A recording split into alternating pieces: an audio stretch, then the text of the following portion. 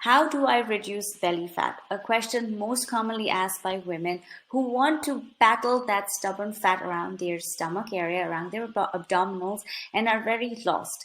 So today we're going to talk about this. And before I jump into it, a quick introduction about myself. My name is Charmi Ramchandani, and I'm a certified personal trainer and a certified nutrition coach. I specialize in helping women who are in peri and menopausal stages to lose weight on an Indian diet. And sometimes now and then, I also help their husbands lose weight along with their wives. Now, how do you reduce this belly fat? So, just this video is specifically dedicated to women who are 30 plus years in their perimenopausal stages, because I am 46 and I get it. I am in the same boat as you are, and I notice that my body holds on to a bit more stubborn fat. I have often talked to women who say that they are skinny on their arms and legs, but all the fat is just just concentrated on the belly area, and they'd really like to do something about it. So keep in mind, ladies, that as you are aging and getting into that peri and menopausal stages, your body is going through a new normal. And so when your hormones change, it is but natural that you will hold on to fat a lot more than you used to in your 20s. And that is not a bad thing. It is just the body's way of preparing for a new stage in your life. So let's be a little realistic about how flat an ab that we want. And let's just say it'd be nice to have flattish abs, right? Okay, so what is required to target that area? Number one, you can definitely not do any spot training. So doing 1,000 crunches is not going to get you anywhere. Take my word for it. It is not worth it. So what can you do? So let's go ahead and talk about that. So these are the factors that affect your belly fat.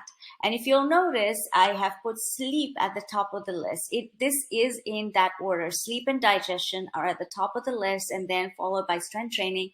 And you'll notice nutrition is last. And I'm going to explain to you why. I've also included action steps along all of these, and there are some supplement recommendations. However, I do want to put the clause in that it is out of my scope of practice to prescribe any supplements to you. So whatever I do recommend, do not take it as medical advice. You are advised, and it would be very prudent for you to talk to your doctor before you start taking any kind of supplements, just to make sure that it is not going to adversely affect you. Sleep. Sleep is at the top of the list, and I'll tell you why. At this stage, if you've noticed, and if you have noticed, do let me know in the comments below that your sleep is a little disturbed. You wake up in the middle of the night, either with hot flashes or, you're profusely sweating, and, your sleep is disturbed. Now, sleep is so important because it has a lot of effect on multiple systems in our body, including metabolism.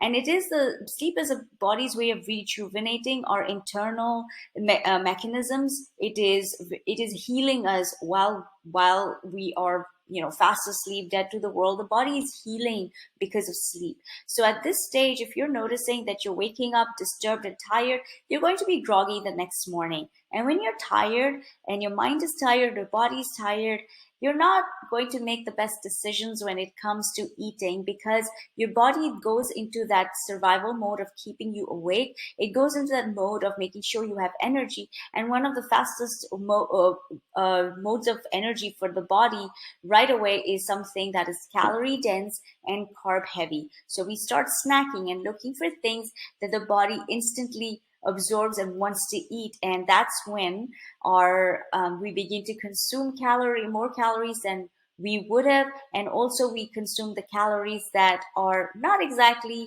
belly fat reducing friendly. So your ghrelin and your leptin hormones, which is your hunger hormone and your satiety hormone, get affected because of sleep, and therefore it is so important that you focus on your sleep hygiene. Pay attention to how well you're sleeping at night. And if you are going through hot flashes, there are ways to target that. One of the few things are, first of all, make sure that you sleep without your gadget. Make sure you at least 30 minutes before you are doing something relaxing, like taking a bath or just meditating or breathing. And then secondly is keep your room as cool as possible so that it helps you with the the sweating and the hot flashes. And one of the supplements that does help is magnesium glycinate. So it is a form of magnesium that can help you with, it is known to help with sleep. So again, make sure you talk to your doctor because they can advise you best on the dosage for it. Okay. And if you do decide to take it, typically the recommendation is to take it an hour before you sleep. So sleep is supremely important to help with that belly fat area.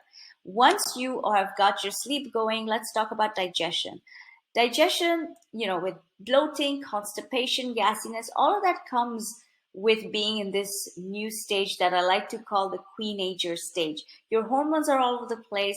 You feel like a teenager because you're going through a lot of emotional turmoil, and yet you're not a teenager, but you get feeling all those dysregulation in your body.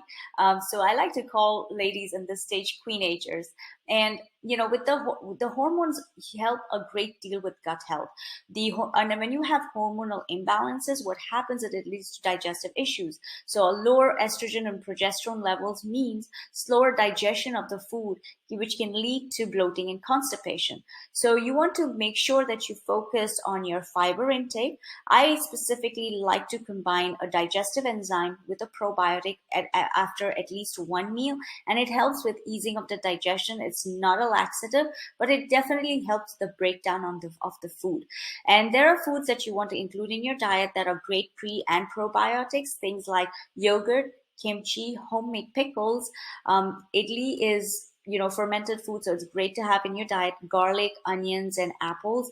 These things, making sure that you have all these foods that help promote good health, gut health, is supremely important, because if you're constipated or bloated, you don't want to be chasing a flat ab at that point. At that point, you want to make sure that you are digesting your food really, really well, because that's really more important, and that can then eventually help you get to your desired, desired abs that you want. So next is strength training. If you know me well enough and you followed me enough, you know that I'm a big promoter and believer that strength training is supremely important for women as we age for several reasons. One of my favorite topics to talk about always. First of all, strength training helps with the loss of lean muscle. Muscle is one of those things, you use it or lose it. And osteopenia, it helps prevent osteopenia, which is the loss of muscle mass. And that can help your chances, reduce your chances of osteoporosis. So strengthen your bones, which is very, very important, and it helps you keep the inches off. So some of the action steps that you can take is, instead of jumping from one program to another to a third, I highly recommend, first of all, start with 3 weeks, 3 times a week of strength training. Pick one program, follow it through, get good at it. Make sure you're beginning to lift a little progressively. And at this point, ladies, investing in a personal trainer really helps if you're not sure how to weight train. And if you are a self-starter, then I have Simply Fit's Guide to Weight Training. The link is in the comments below. That will teach you how to lift weights for some of the basic exercises. It's got video tutorials, and it has modifications. So you can definitely start there. However, do not jump from one workout to another. Just try to be consistent with one or two kinds of workouts and follow through with them and get really good at them. Okay. So strength training is crucial. I cannot emphasize it enough that you've got to incorporate strength training in your life if you are looking to just overall leanness and muscle tone, because in the end, that's what showing abs is, right? That's what the abs are. It's like when you're leaning out, you have those, you can see your abs. And then finally comes nutrition. And I put nutrition at the end because if you wake up tired and you haven't slept well, you have laid out your workout clothes the night before, you're not going to have the energy to get in a good workout, and you're not going to have the energy to actually want to eat healthy. So That's why sleep is so important. And that's why I put nutrition at the end. So once you're fresh and ready to take on the day, you're able to do a great workout and eat healthy. So nutrition, this is the time to dial into your nutrition instead of dieting. Oftentimes at this stage, women get very desperate and they get into this diet wagon and they're like, okay, the quickest, fastest way for me to target my belly fat, I'll do it. I'm ready to do whatever it takes. And I would advise you against it because your hormones are already changing. Your metabolism is changing, and a woman's metabolism is a lot more delicate than a man's. So this is not the time to start dieting because you will only end up hurting your body more, and it can create havoc on your already delicate hormonal system. So this is a time to start being very aware of what you eat, how much you eat. Portion control makes a big difference, and alcohol. So alcohol, what you could burn off in your 20s, have a whole weekend of drinking with friends, no problem. That's not going to work now in your 40s, in your 30s and 40s. You have to be a little bit more respectful of the fact that the body does not do so well with that many drinks. So alcohol, what that does is takes away the fat burning function of the body because the body's too busy trying to get rid of the alcohol in the body. So it can slow down your metabolism even further. So watch how much you consume and how often you consume, and be aware of that. And then caffeine is another thing that if you've noticed that drinking it past a certain point probably affects your sleep. I know I'm like that, where if I drink anything past 4 p.m., I am miserably screwed with my night's sleep. So I try to avoid doing it. And if I completely skip it in the afternoon, then I get really a decent night's sleep. So watch that caffeine intake. And of course, the fried and processed foods, you already know that. Like maybe in your 20s, you could get away with eating samosa and vada pav and biryani all in one day with no problem at all. But now you're like, oh my God, like I have digestive issues. I'm not sleeping so well because of that. So fried and processed foods are not our best friends right now. I remember when I was in my 20s and I had no issues with weight. I horked down 2 burritos. I did not understand how calorie dense burritos are, but I was very proud about the fact that I could eat 2 burritos, no problem at all. And I remember my coworkers looking at me very enviously that, you're so lucky that you can eat these 2 burritos. I wish I could. And I thought in my head, can't everybody? Clearly not, because now I would probably eat like a quarter of it. All right, so this, as far as nutrition goes, high fiber, protein. So your protein is your satiety hero. It is going to keep you full longer. It is going to keep your stomach from feeling unnecessarily bloated, and it's just going to help you feel full longer. So I recommend about 4 sources of protein a day, 4 servings, and get it from 4 different sources if you can. Aim for 15 to 20 grams per meal, and that should be about 60 to 80 grams a day, which is a great place to start. And then when you eat your carbs, aim for complex carbs. Like try to experiment with bajra and jowar instead of just doing whole wheat roti, because whole wheat flour has gluten. And I'm not demonizing it, but gluten typically can cause a little bit of gut permeability, a little bit of compromise on your gut lining, and even with the healthiest of guts. So at a point when you are facing peri and menopausal and your gut health is already feeling off, it is advisable to start now to limit whole wheat flour to maybe once or twice a week. Try to do bajra, jowar I find is pretty gut friendly, pretty easy to digest for most people. Bajra, maybe if you do have IBS or if you have serious gut health, you may find it a little hard on your stomach. So work with these different flours and see if they would help, because they're complex carbs, they're slower to digest, they don't spike your blood sugar levels, which is always a good thing, which is what we always want. And finally, portion control. Portion control is absolutely essential, and it is super, super important at this stage. So definitely watch your portion sizes.